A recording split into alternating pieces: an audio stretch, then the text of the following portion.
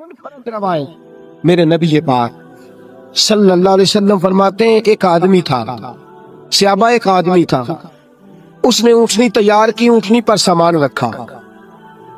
کھانے کا پینے کا زادرہ سامان، یوں سمجھ لیں جیسے لوگ حج عمرہ کرنے جاتے ہیں تو ایک تھیلا، اس میں پاسپورٹ بھی ہے، پیسے بھی ہیں، ٹکٹ بھی ہے، ہر شے اس کے اندر ہے، وہ تھیلا اس نے اونٹنی پہ باندھ دیا،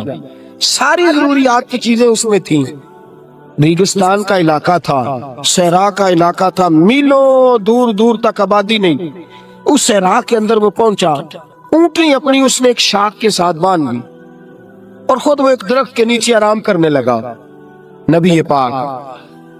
صلی اللہ تعالی علیہ وسلم فرماتے ہیں وہ سو گیا، اس کی آنکھ لگ گئی تو اونٹنی نہ، وہ چونکہ شاخ سے بندھی ہوئی تھی، وہ شاخ اس کی ٹوٹ گئی، اونٹنی نکل گئی۔ حضور فرماتے ہیں اس کی آنکھ کھل گئی، اب وہ صحرا میں دوڑنے لگا، پانی بھی کوئی نہیں، کھانا بھی کوئی نہیں، پینا بھی کوئی نہیں، پیسہ بھی کوئی نہیں، اور سب سے بڑی بات یہ ہے کہ صحرا سے نکلنے کا راستہ بھی پیدل وہ صحرا سے نکل سکتا بھی۔ حضور فرماتے ہیں ادھر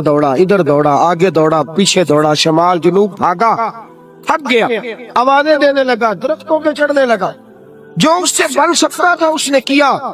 تھک گیا، جب تھکا تو کونے میں بیٹھ کے رونے لگا، کھل کے رویا۔ اب اسے یقین ہو گیا کہ میری فریاد کو کوئی نہیں پہنچے گا، مشکل ہو گیا میرے لیے۔ حضور فرماتے ہیں وہ ایک درخت کے نیچے بیٹھ کے اپنی موت کا انتظار کرنے لگا کہ اب میرا کوئی حل نہیں بچنے کا، موت ہی آئے گی، موت ہی۔ اچانک اس نے آنکھ کھولی تو اس کی اونٹنی اس کے سامنے کھڑی تھی،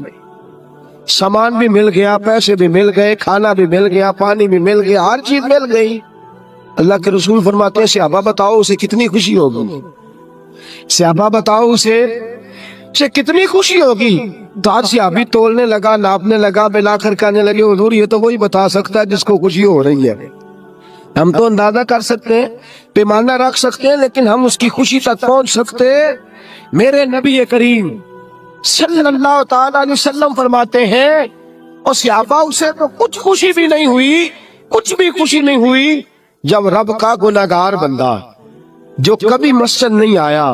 نے کبھی نماز نہیں پڑھی، جو کبھی اس کے حضور حاضر نہیں ہوا، اسے کبھی سجدے کی توفیق نہیں ملی، جس نے کبھی بسم اللہ شریف بھی نہیں پڑھی، فرمایا جب وہ آتا ہے نا پلٹ کے مسجد میں، مسجد نمازیوں سے کھچا کھچ بھری ہے، حاجیوں سے بھری ہوئی ہے، ساجدوں اور عابدوں سے بھری ہوئی ہے،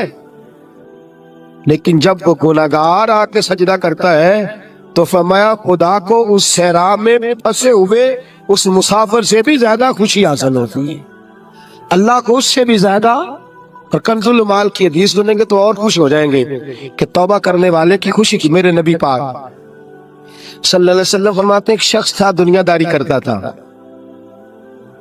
بڑا مال، بڑی جائیدادیں، بڑا ڈیرا، بڑا کھانا پینا، بڑا آنا جانا لوگوں کا، بڑے پیسے، اچانک حالات کسی وجہ سے بدل گئے، کچھ ایسے معاملات ہو گئے کہ اس کا کاروبار ٹھپ ہو گیا، زمینیں بک گئیں، جائیدادیں اجڑ گئیں، کیونکہ وہ بھی اللہ کی نافرمانی میں مبتلا تھا تو ہر چیز ضائع ہو گئی۔ نبی پاک صلی اللہ علیہ وسلم فرماتے ہیں جب ہر چیز اس کی چلی گئی نا، وہ کبھی مسجد نہیں آیا تھا،